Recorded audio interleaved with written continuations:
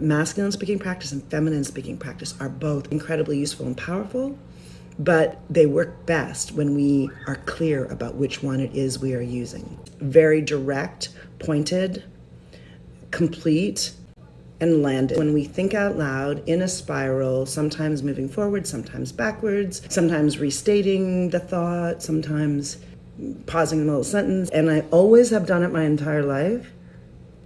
But before I gave it that name or recognized that it was processing verbally out loud, I used to judge myself for it. I used to think, oh, you talk too much, you didn't really say anything, you didn't get to the point, blah, blah, blah, blah, blah, blah, blah. But when we claim it and say there's value in verbal processing and in thinking out loud, and then we name it feminine speaking practice, we get to use it for all the power that it has. We have the opportunity to say to another person, I want to just think out loud for a couple minutes. Are you okay with that? That's speaking in the feminine with a very explicit container, because the feminine needs a masculine container to hold the space for it. So I create the masculine container by creating a time frame, and then people speak out loud, think out loud, and then I'll usually ask them to speak in the masculine. And that means take all of the learning, all of the thinking that they have come to by doing their feminine speaking practice and saying it in a clear, concise, and landed sentence, which is speaking in the masculine.